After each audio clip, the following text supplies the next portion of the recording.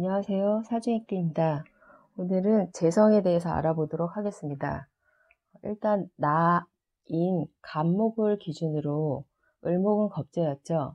그리고 병화는 식신, 정화는 상관이었습니다. 간목이 생하는 것이 병정이고요. 또 다시 병정이 생하는 것이 무기예요. 그래서 이게 시간의 흐름입니다. 갑에서 을로, 을에서 병으로, 병에서 정으로, 정에서 무로, 무에서 기로. 그래서 기에서 다시 갑기로 해서 합을 해서 새로운 시간이 시작됩니다. 이게 시간의 흐름이고 이게 천간의 흐름입니다. 그러면 간목은 내가 나의 것을 표출하는 거, 발산하는 게 식상이라고 했잖아요. 그리고 그 식상이 재성, 편재, 정재로 이어지면 나의 재주로 돈을 번다. 이런 의미가 되었는데 만약에 간목이 병정 없이 무기만 본다. 그러면 이거는 식상을 통해서가 아니라 바로 무기토를 내가 다스린다. 이런 의미가 됩니다. 그럼 무기토 입장에서는 극당하는 의미가 되죠. 생이 아닌 극입니다. 그러면 간목에 의해서 무기토는 간목이 만들고 싶은 원하는 모양대로 그 땅의 형태가 정해지게 됩니다. 그래서 이것을 재성이라고 하고요. 내가 활동하고 있는 터전, 모양을 의미하게 됩니다. 그러면 재성의 연령과 특징에 대해서 한번 알아보겠습니다. 우리가 보통 재성이다 그러면 편재는 아버지, 그리고 터전, 그리고 돈, 여자 이렇게 얘기하거든요. 여자는 남자의 경우에 여자라고 얘기합니다. 그래서 간목일간이 무토를 봤을 때 같은 양기이잖아요. 그럴 때는 편재라고 하고요. 간목일간이 음질인 기토를 보면 정재라고 합니다. 간목은 같은 무토를 보면 속도가 그렇게 빠르지 않다, 느긋하다 이렇게 얘기했잖아요. 그렇기 때문에 무토를 보면 느긋합니다. 그리고 천천히라는 의미가 있습니다. 하지만 기토를 보면은 빨리, 제것이라는 그런 의미가 있기 때문에 집착을 할 수 있는 그런 의미가 있습니다. 무토 편재 시기는 우리가 지난 시간에 병정화에서 자기만의 재주를 갈고 닦았잖아요. 그리고 전문적인 상관을 장착을 했어요. 그러면 이제 사회에 나가야 합니다. 사회에 나가서 본격적으로 자기의 재능을 펼치는 땅, 그게 편재가 됩니다. 30 정도부터가 본격적으로 사회에 진출해서 경험을 쌓는 그런 의미가 됩니다. 그래서 편재 시기를 31살부터 보통 38살 이렇게 얘기하는데 이거는 구조에 따라서 조금씩 달라질 수는 있어요. 그리고 무토 편재를 드러난 땅이라고 합니다. 굉장히 넓은 땅이에요. 그래서 사회, 우리 사람으로 말하면 사회를 의미합니다. 그래서 나의 식상을 펼쳐서 경험을 하는 터전이라는 의미가 편재의 의미가 있습니다. 그럼 남자 입장에서 편재가 많다. 그러면 내가 경험할 수 있는 여자가 많다. 이런 의미가 되겠죠. 자기가 경험할 수 있는 그 범위도 굉장히 넓다. 많이 경험한다. 이런 의미가 됩니다. 그 편재의 시기가 지나면 정재의 시기가 옵니다. 38살부터 45살 사이를 정재의 시기라고 하는데요. 무토 편재에서 내가 경험을 해서 나만의 것으로 축적을 해요. 그거를 기토라는 땅에다가 저장을 합니다. 우리가 무토는 드러났기 때문에 아무나 다 볼 수 있어요. 하지만 기토는 땅 속이거든요. 그건 아무도 볼 수 없습니다. 그리고 보통 정제를 일지궁이라고 얘기하거든요. 그러면 나만의 것, 그리고 내 거니까 소중하겠죠. 소중한 것 이렇게 얘기합니다. 그래서 간목이 무토를 볼 때는 편재이기 때문에 보통 뭐 큰돈 이렇게 얘기하고 기토를 보면 정제로 월급, 그러니까 직장 생활을 통해서 얻을 수 있는 돈이란 뜻으로 월급 이렇게 얘기를 많이 합니다. 무토의 땅에서는 갑하고 을하고 같은 비겁들을 굉장히 많이 만날 수 있겠죠. 그래서 교류의 장이 굉장히 넓다. 새로운 경험을 많이 한다. 그리고 내가 성장한다. 많이 펼친다. 이런 의미가 있습니다. 그리고 기토 정제는 나만의 것이라고 그랬잖아요. 전문적인 것이에요. 그러면 소중하고 남이 알면 안 되니까 정보라는 의미도 있습니다. 기업에도 정보는 아무한테나 안 가르쳐 주잖아요. 그거는 숨겨놔야 되잖아요. 꽁꽁꽁. 그런 의미가 강해집니다. 그래서 기토라는 건 아무도 모르게라는 의미가 있고 그 기토 속에다 저장해놓으면 다시 꺼내기가 쉽지 않아요. 그리고 그것은 내 것이기 때문에 지키려는 성향이 강해집니다. 그러면 남들에게 뺏기지 않으려고 하니까 이기적으로 변하게 되고요. 그래서 정제에는 이기적이다 이런 의미가 들어갈 수밖에 없습니다.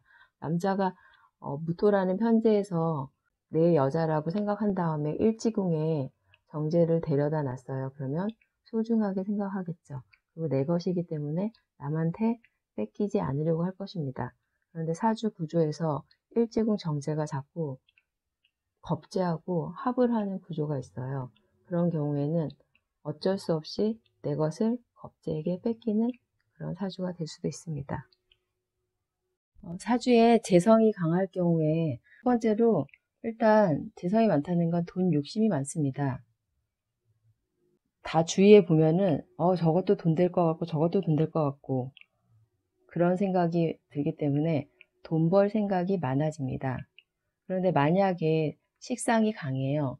식상 생재로 욕심도 많지만 돈도 벌 수 있는 그게 잘 연결되겠죠.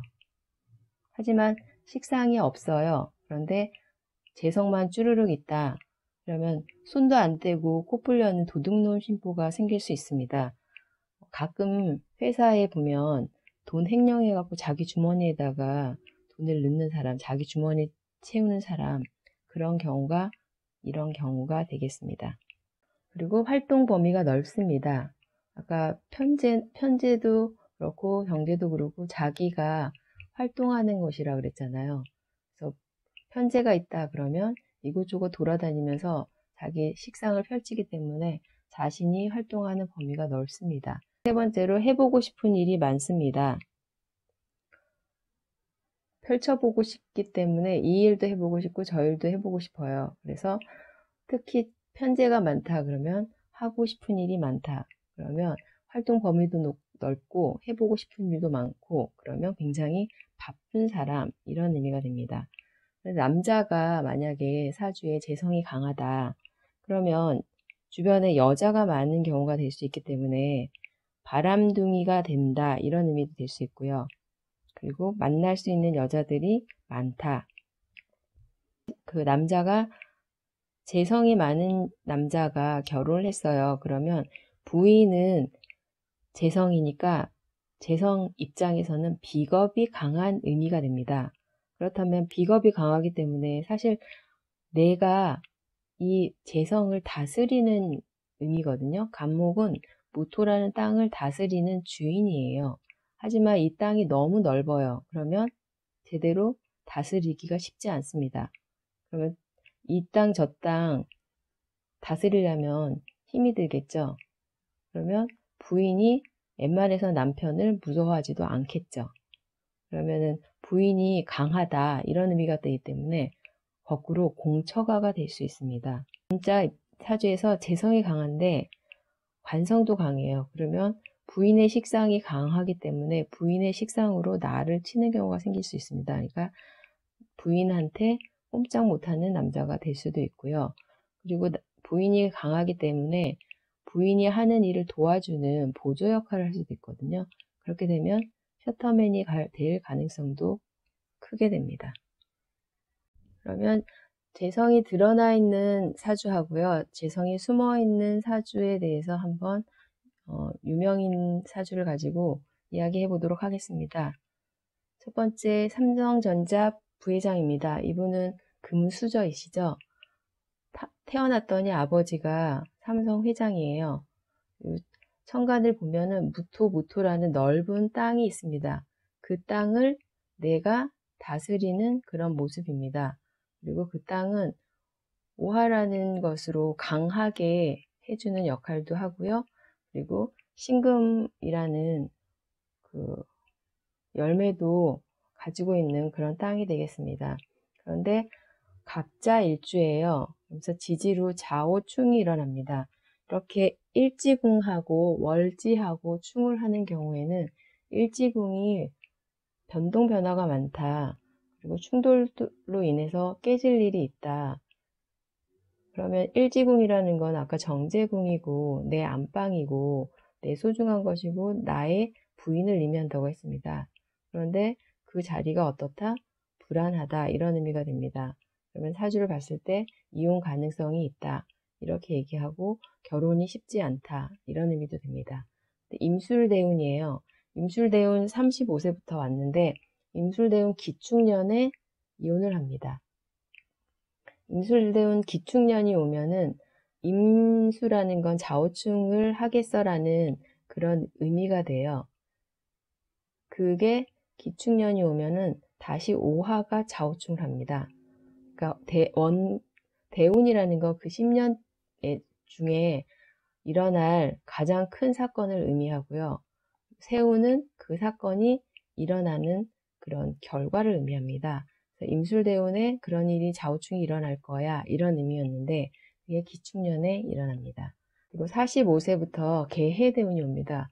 개해라는 건 60갑자의 마지막이에요. 모두 마감하고 새롭게 출발한다 이런 의미가 있거든요. 그리고 원국에서는 개해가 오면은 또 좌우충이 일어납니다. 그렇다는 건 뭔가 월지하고 내 일지하고 충을 한다는 거기 때문에 불협화음을 의미합니다. 사회군과 나와의 불협화음. 그리고 병신년이 오면은 다시 좌우충이 일어납니다. 그러면서 충격이 일어나겠죠. 하지만 그 충돌은 발전을 위한 충돌이 될 수도 있습니다. 병신년에 갤럭시 노트 그때 폭파하는 사건이 있었죠. 그래가지고 타격을 많이 입었었습니다.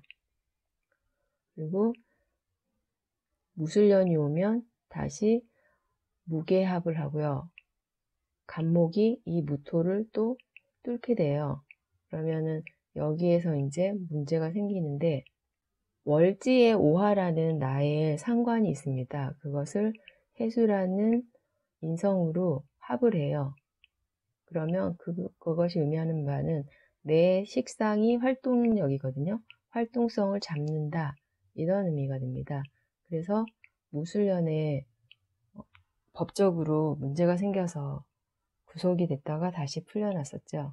기해년이 오면 또 좌우충이 일어납니다. 계속 뭔가 이 삼성 그룹에 대한 문제로 지금 계속 사회적으로 이슈가 되는 내용이 많습니다. 이 대운 자체가 계속 그런 일들이 일어난다 이런 의미가 됐고 내년 같은 경우도 또 좌우충이 일어나기 때문에 내년에도 계속 그런 일이 일어날 수 있는 해가 될 수 있습니다. 그리고 일지궁에 자수라는 인성이 있어요. 인성이라는 건 엄마입니다. 엄마는 일지궁에 있고요. 부인은 연월 그리고 오중의 기토로 정제가 숨어 있습니다. 그런데 좌우충을 하면서 이 부인은 일지궁으로 들어오기가 쉽지 않다 이런 의미가 있기 때문에 불협화음이 있을 수 있고요. 원국 자체에 재성이 굉장히 강해요. 그럼 부인도 강한 사람이라는 의미가 있습니다. 그렇기 때문에 충돌이 일어나면 일지궁은 불안하다 이런 의미가 됩니다. 그래서 결혼이 쉽지 않고 결혼해도 이혼할 수 있다 이런 구조입니다. 두 번째 백종원 씨고요. 백종원 씨는 사업가이면서 방송인이죠. 요리 연구가입니다. 원국에서는 천간의 병병병이에요. 굉장히 밝습니다. 그리고 월 자체에 병신월이에요. 그러면 월이 좋다 이런 의미가 있어요. 신금이라는 열매를 잘 익히고 있는 모습이고 연에서도 병호로 익혀주고 있습니다. 그런데 일지궁하고 인신충을 하고 있어요. 그러면 이 열매는 내 일지궁으로 들어오기가 쉽지 않다 그런 의미가 있고요. 충한다는 것 자체가 뭔가 충돌을 의미하기도 하고 범위가 넓다, 공간이 넓다 이런 의미거든요. 병신의 월에서의 상황 자체가 신금이라는 게 열매가 익어가는 가을이에요. 그러면 굉장히 바쁩니다. 사회적으로 굉장히 바쁜 그런 의미가 될 수 있습니다. 41세 때 친축대운이 와요. 그래서 그전에는 결혼이 굉장히 늦었거든요. 백종원 씨가. 원국에는 병신으로 월에 신금이 있는데 대운에서 이제 신축으로 굉장히 많은 금의 집단이 이제 몰려옵니다. 그러면서 병신합을 하고요. 그 축도를 일지궁 임목과 인축으로 암합을 해요. 이런 의미는 이 대운에는 축토라는 건 식상이거든요. 식상이고 인목은 편인입니다. 그래서 나의 식상과 나의 문서가 합을 합니다. 그래서 이 대운에 굉장히 많은 요식업 프랜차이즈를 많이 개설을 했고요. 그리고 신축대운 계사년에 결혼합니다. 이 인축 암합하는 그 의미가 계사년에 이루어진다는 의미가 되겠습니다. 그리고 결혼이 조금 늦어졌죠. 일찍 병신의 시기에 결혼했다. 그러면 인신충으로 이 경우도 일지궁이 불안해요. 그러면 다시 이혼할 수 있는 가능성이 컸기 때문에 좀 늦게 결혼한 게 잘했다고 할 수 있습니다. 그리고 세 번째는 송중기 씨의 사주입니다. 연예인이죠. 을축년, 을유월, 신유일주예요. 그리고 대운은 이모대운, 신사대운으로 원국에는 가을이에요. 가을에는 거두어들이는 계절이잖아요. 거두어들이는 계절인데 지금 모든 기운은 축토를 향합니다. 연의 축토. 그럼 축토라는 건 신금 입장에서 인성이거든요. 인성을 강하게 하는 그런 구조이기 때문에 공부도 하고 그리고 모친 위주의 삶이 될 수도 있고요. 그리고 어머니한테 모든 기운이 가기 때문에 뭐 효자 아들이 이렇게 얘기할 수도 있겠죠. 그리고 신사대운이 옵니다. 신사대운이 작년부터 시작했거든요. 무술년부터 신사대운이 시작했는데 결혼은 정유년에 했어요. 그리고 병신년에 원국에서 신금이 있고 병화가 오면서 병신합을 합니다. 그리고 대운 자체에서 이모대운에 오화가 동한 거기 때문에 대운에서는 병신합의 그런 의미가 있으면서 신금이라는 게 신금 종자는 임수를 좋아한다고 했잖아요. 임수가 오면은 그 임수에 나의 종자를 풀어서 뻥튀게 하는 그런 의미가 있기 때문에 이 이모대운에 뻥튀게 하는 그런 모습을 많이 보였고요. 특히 병신년에 스포트라이트를 받으면서 굉장히 유명해졌습니다. 그러면서 정유년에 결혼을 했죠. 결혼을 하고 무술년부터 신사대운이 시작됩니다. 신사의 의미가 한눈에 반하다 이런 의미가 있고요. 병화 같은 경우는 하늘에 떠 있는 태양입니다. 그리고 신금은 땅에 떨어져 있는 땅 속에 있는 종자예요. 완벽한 종자. 그러면 이 하늘의 태양하고 이 신금 종자는 서로 만나기가 힘듭니다. 태양은 낮에 뜨고요. 2시에는 태양은 집니다. 서로 만나기가 쉽지 않죠. 견우하고 직녀가 7월 7석 하루 만나는 것처럼 만난다 떨어졌다를 반복하는 게 신사대운이거든요. 무술년에 축술형이 일어납니다. 그러면 뭔가 인성의 변동, 변화. 그러니까 작년부터 안 좋았겠죠. 결혼하고 얼마 되지 않았는데 아마 작년부터 안 좋았을 거예요. 그래서 인성운이 온다는 것 자체가 사랑에 대한 문제가 생기는 거거든요. 나는 사랑받고 싶은데 그 사랑을 주는 상대방이 나한테 사랑을 안 준다고 생각해요. 인성이라는 게 그렇습니다. 일단 식상이 없어요. 식상이 운에서 왔다가 가버렸고 식상이 가버렸다는 건 내가 이 재성을 위해서 뭔가 노력하는 모습이 이제 덜 하겠다 이런 의미가 되거든요. 그러니까 결혼할 때까지는 열심히 잘 했었는데 결혼하면서부터는 달라진 모습으로 원국에서 을신충을 하고 있어요. 편재하고 나하고 충돌이 일어납니다. 이게 35세 신사대운부터는 그 충돌이 심해진다. 이런 의미가 있고요. 올해 같은 경우는 기해년이에요. 기해년이 오면은 원래 원국에 없던 해수가 이제 지지로 오고요. 이 축토라는 원래 근본적인 땅, 그리고 나의 인성이기 때문에 내 문서라는 의미가 있습니다. 내 문서가 뭔가 변화가 일어난다.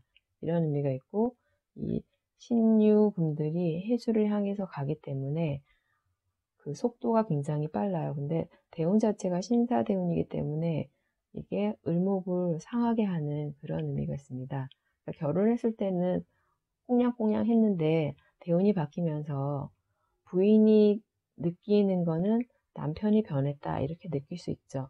그리고 브라운관에 비치는 모습은 굉장히 선하고 부드럽고 뭐 한편으로 카리스마도 있어 보이긴 하지만 굉장히 잘해줄 것 같은 그런 이미지거든요. 겨울이 오면은 이게 정유년이라는 것 자체가 유금이라는 게 경금에서 유금으로 바뀝니다. 지장간을 보면 그런 의미는 그 을목이 입장에서는 을경합으로 경금과 합을 했는데 그 시기가 지나면서부터는 신금이 돼요. 결혼한 후에는 을신충, 서로의 의견이 맞지 않는다. 처음에는 잘 맞아서 합을 해서 결혼을 했는데 잘 맞지 않는다. 그런 의미로 지금 안 좋은 상황이죠. 이혼 조정을 하겠다. 서로 누구의 잘못을 따지기 전에 그냥 조용히 이혼 조정을 해서 끝내겠다. 이게 송중기 씨의 의견인데요. 송중기 씨 사주 자체가 굉장히 완벽한 종자라는 의미가 굉장히 많습니다. 그리고 을목을 보고 있기 때문에 인연을 끊을 때는 칼 같습니다. 송혜교 씨 입장에서는 굉장히 당혹스러울 수도 있을 겁니다. 비견이 굉장히 강합니다. 그리고 신금으로 완벽함을 의미하기 때문에 내가 가장 완벽하다고 생각할 수 있거든요. 가장 좋은 거는 이런 운이 올 때는 떨어져 사는 게 굉장히 좋습니다. 그래서 보통 보면 신사대운이 올 때 결혼한 부부 같은 경우는 제가 주변에 아시는 분이 있는데 신사대운이 왔는데 아이들을 데리고 외국으로 유학을 갔어요. 그래서 어느 정도 떨어져 있다가 이 대운이 끝나니까 다시 한국으로 돌아오는, 그러니까 그 당시에는 다들 왜 저러나 여자를 이해할 수 없다. 그냥 잘 살지라고 했는데 한국에서 살았으면 불협화음으로 더 문제가 생겼을 수도 있다는 거죠. 이렇게 운에 따라서 달라질 수 있는 게 부부 관계입니다. 오늘은 재성에 대해서 알아봤고요. 다음 시간에는 관성에 대해서 알아보는 시간 갖도록 하겠습니다. 구독과 좋아요 꼭 부탁드립니다. 감사합니다.